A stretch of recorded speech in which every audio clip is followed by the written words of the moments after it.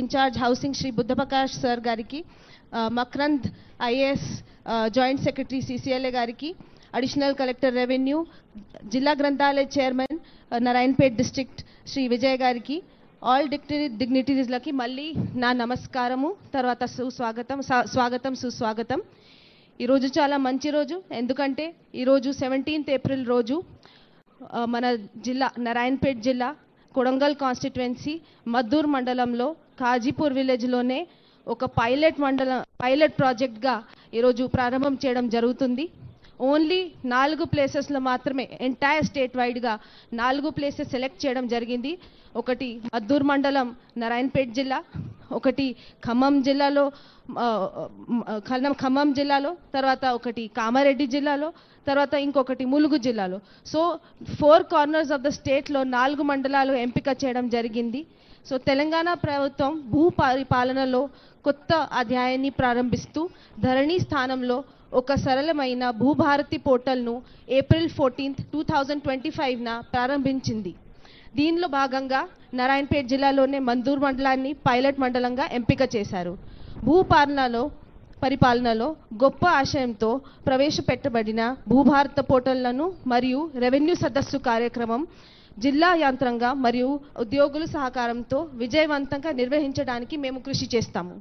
ఈ భూభారతి చట్టంలో హక్కుల రికార్డులను తప్పుల సరైన చేయడానికి అవకాశం, రిజిస్ట్రేషన్ మరియు మ్యూటేషన్ చేయడానికి ముందు భూములు సర్వే మరియు మ్యాప్ తయారీ, పెండింగ్ సాధారణ బైనామా దరఖాస్తుల పరిష్కారం, వారసత్వంగా వచ్చిన భూములకు మ్యూటేషన్ చేసే ముందు నిర్ణీత కాలంలో విచారణ, పాస్బుక్ పుస్తకాలు, భూమి పటం, భూమి సమస్యల పరిష్కారానికి 2 అంచెల అపీల్ వ్యవస్థ, భూదార్ కార్డ్స్ జారీ, రైతులకు ఉచిత న్యాయ సహాయం, గ్రామ రెవెన్యూ రికార్డులు నిర్వహణ, మోసపూరితంగా హక్కుల రికార్డులు మార్చి ఎవరైనా ప్రభుత్వ భూదాన్, అసైన్, ఎండౌమెంట్, వక్ఫ్ భూములకు పట్టాలు పొందితే అధికారం ఈ చట్టంలో కల్పించింది. మద్దూర్ మండలంలో మొత్తం 30,628 ఏకర్స్ భూమి, 47,706 ల్యాండ్ పార్సెల్స్ మరియు 16,478 ఖాతాలు కలవు. వీటిలో 15,487 ఖాతాలకు పట్టాదార్ పాస్ పుస్తకాలు ఇవ్వనైనది. 991 ఖాతాలు వివిధ కారణాలతో పార్ట్ బిలో కలవు. ఈ మండలంలో సాదా బైనామా రెగ్యులరైజేషన్ కోసం 261 అప్లికేషన్స్ వచ్చినాయి. ఈ మండలంలో అన్ని రకాల ప్రభుత్వ భూములు 5,032 ఎకరాలు కలదు. ఇందులో 2,291 ఏకర్స్ భూమి లేని నిరుపేదలకు అసైన్మెంట్ చేయనున్నది. 2,741 ఏకర్స్ ప్రభుత్వ భూమి అందుబాటులో ఉంది. మళ్ళీ కాజీపూర్ గ్రామంకి వస్తే, కాజీపూర్ రెవెన్యూ గ్రామంలో మొత్తం 1,312 ఏకర్స్ భూమి, 1,545 ల్యాండ్ పార్సెల్స్ మరియు 562 ఖాతాలు కలవు. వీటిలో 537 ఖాతాలకు పట్టాదార్ పాస్బుక్స్ ఇవ్వడం జరిగింది. 25 ఖాతాలు వివిధ కారణాల్లో పార్ట్ బిల్లో కలవు.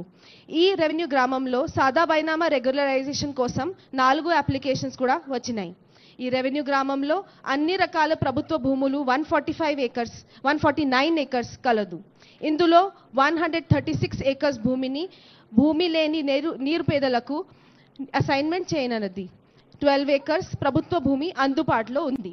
ఇవి కొన్ని వివరాలు మద్దూరు మండలం తర్వాత కాజీపూర్ గ్రామాల గురించి చెప్పిన. ఈ కమింగ్ డేస్ ఏప్రిల్ 17 నుంచి ఏప్రిల్ 30 లోపు ఈ పీరియడ్లోనే మద్దూర్ మండలంలో ప్రతి రెవెన్యూ విలేజ్లో ఒక రెవెన్యూ సదస్సు కూడా ఏర్పాటు చేస్తాము.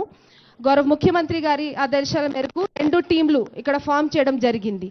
2 టీంలు అంటే టీం తహసీల్దార్ మద్దూర్ కింద పనిచేస్తుంది, ఇంకొక టీం డెప్యూటీ తహసీల్దార్ కింద పనిచేస్తుంది. ప్రతి టీంలో 6 స్టాఫ్ అండ్ ఆఫీసర్స్ ఉంటారు. ఒకరు సర్వేయర్, ఒకరు రెవెన్యూ ఇన్స్పెక్టర్, ఒకరు సీనియర్ అసిస్టెంట్ లేదా జూనియర్ అసిస్టెంట్, ఒకరు డేటా ఎంట్రీ ఆపరేటర్, ఒకరు ఆఫీస్ సబార్డినేట్. ఈ 6 మెంబర్ టీం ప్రతి రెవెన్యూ విలేజ్లో ఏప్రిల్ 17 నుంచి ఏప్రిల్ 30 లోపు ఈ పీరియడ్లో ఖచ్చితంగా 9 o'clock to 4 o'clock ఒక ప్రీ షెడ్యూల్ విజిట్ చేస్తుంది.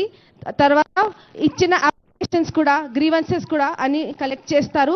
మే 1 to 31 లోపు ఇవి అన్ని వచ్చిన అప్లికేషన్స్ కూడా మిషన్ మోడ్లో మద్దూర్ మండల్ తర్వాత నారాయణపేట్ జిల్లా టీం ఇక్కడ కూర్చొని మొత్తం ప్రాసెసింగ్ కూడా చేస్తుంది. ఈ జూన్ 2 మన స్టేట్ ఫార్మేషన్ డే దాకా ఇవి అన్ని ప్రక్రియ కంప్లీట్ చేసుకుంటూ పైలట్ మండలంకి ఒక స్థాయి వరకు తీసుకువస్తాము. సో దట్ ఈ పైలట్ తర్వాత వచ్చిన అన్ని లెర్నింగ్స్ కావచ్చు, అన్ని పాయింట్స్ కావచ్చు, ఇవి అన్ని కూడా రెస్ట్ ఆఫ్ ద స్టేట్లో కూడా ఇంప్లిమెంట్ చేయడానికి, తర్వాత పోర్టల్లో ఇంప్లిమెంట్ చేయడానికి feedback ఇవ్వగలుగుతాం.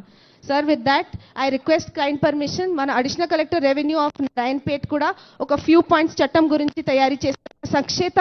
సంక్షేపంగా few points, technical points. ఈ యాక్ట్, మన భూభారతి యాక్ట్లో కొత్త పాయింట్స్ ఏమున్నాయి, పబ్లిక్ కోసం ఏమేం ప్రొసెసెస్ ఈజీ అయిపోయినాయి, తర్వాత రూల్స్ ఎలా ఫామ్ అయినాయి అని మన అడిషనల్ కలెక్టర్ గారు కూడా ఇప్పుడు ఒక బ్రీఫ్ ప్రెజెంటేషన్ ఇస్తారు.